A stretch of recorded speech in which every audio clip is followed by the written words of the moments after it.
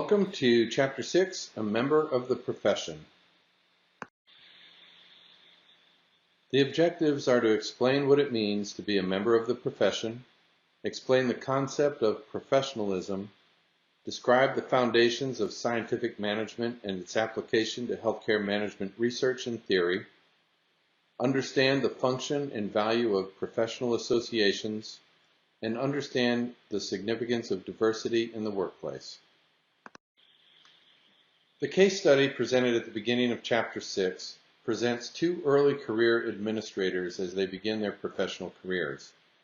It identifies sites of work in which they have found a good fit and provides concrete examples of persons, profession, and the competencies mastered and to be mastered that will enable them to be professionals at each career stage. The profession itself. Members of a profession have similar education and work backgrounds.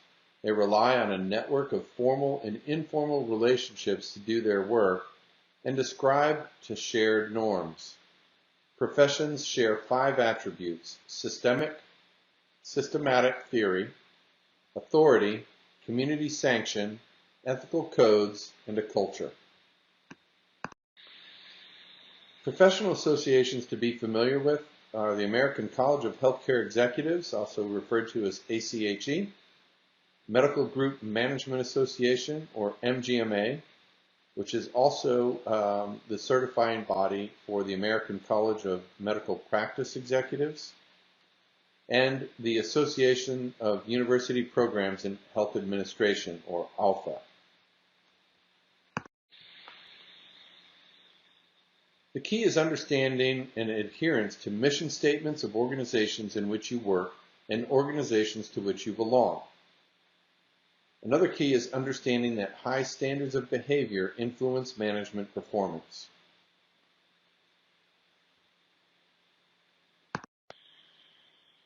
People practiced effective management skills long before scientific management emerged. Scientific management being the study of management activities based on theory and research. For instance, Julius Caesar kept records of employment and equipment procurements and marked the progress of war campaigns. So we can consider the events he wrote about 2,000 years ago as management activities because his focus was on improving performance, the expansion of Roman rule, and achieving goals to ensure the work was done right and was on target. For example, transporting equipment and paying soldiers' salaries. So there are even traces of scientific management even further back than Caesar when we look at the construction of the Great Wall of China and the Egyptian pyramids.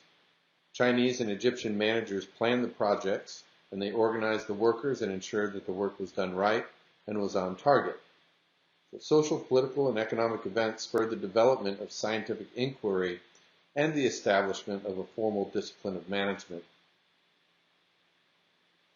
So we look at those different methods: idea generation, hypothesis formulation, methodology formulation, data gathering, data analysis and interpretation, data and outcomes reporting, and the implications for future research.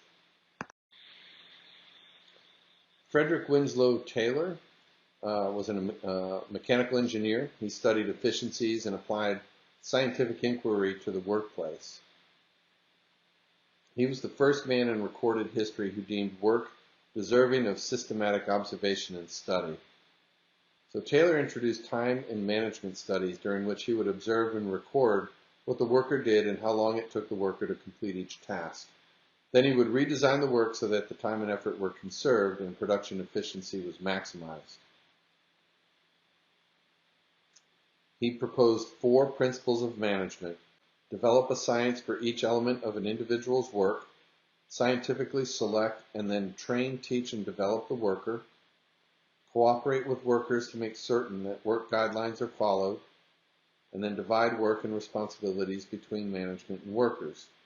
Managers plan the workers carry out the plan by doing the work.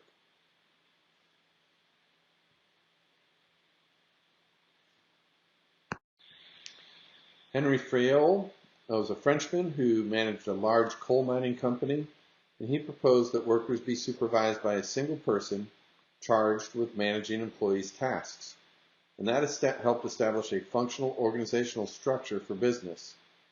He proposed that the 5 functions of managers were to plan, organize, command, coordinate activities, and control performance. And then over time, these functions of management have evolved into managers' responsibilities to plan, organize, lead, and control. Frank Gilbreth worked as a bricklayer, a contractor, and a management engineer. He knew from experience that money was not the only incentive for laborers. Rather, cooperation from workers was key to bringing about efficiencies in the workplace. Lillian Gilbreth earned her PhD in applied management from Brown University. She integrated psychological perspectives into her consideration of the importance of worker satisfaction in efficiency. The Gilbreths filmed the work under study and then offered recommendations for reducing time and effort spent on tasks. For example, they filmed surgeries and then recommended that nurses hand the surgeon the tools they needed as opposed to the surgeon retrieving the tools themselves.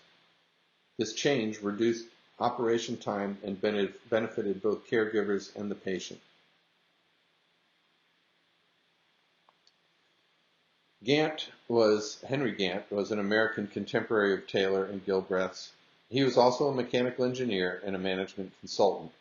He created the Gantt chart, which you may be familiar with, a tool that facilitates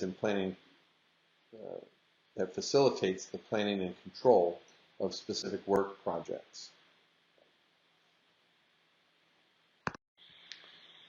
Max Weber was a German sociologist who proposed that bureaucratic coordination of activities was one of the distinguishing features of the Industrial Revolution.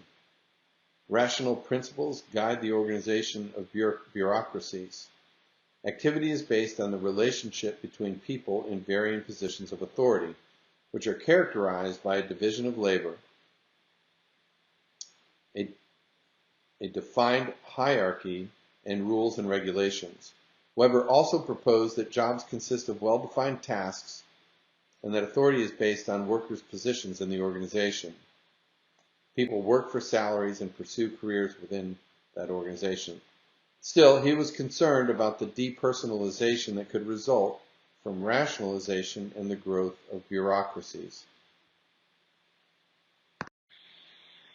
Mary Parker Follett was an American social worker and management consultant who addressed the issue of worker and management relations. Negotiation, conflict resolution, and collaboration between worker and manager were central to her writings. She addressed the significance of the individual in the workplace and the value of individuals working together in an environment of democratic authority. Chester Bernard was the president of New Jersey Bell Telephone Company and was focused on the role of the person in an organization. He proposed that the manager's role was to communicate with workers and encourage them to recognize the common goals of the organization and the workers' performance to attain those common goals.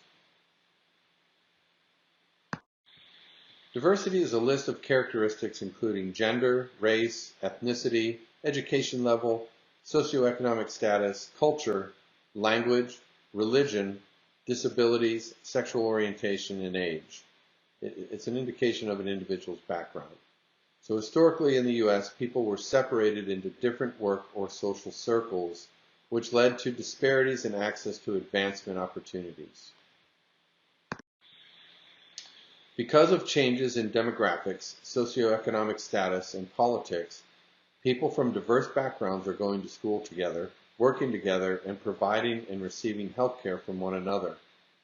The pertinent concepts include ethnocentrism, cultural relativism, and cultural adaptability.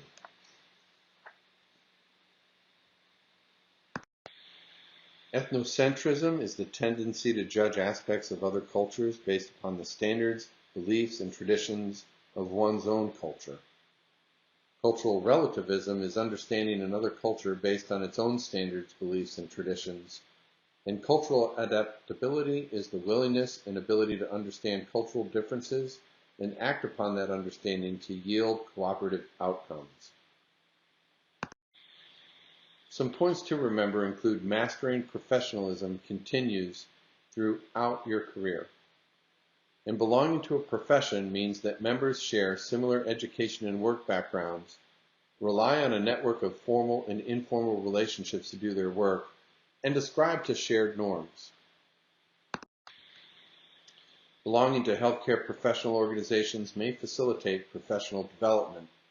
And learning about management theory and research may help healthcare managers better perform tasks, which in turn improves quality and outcomes.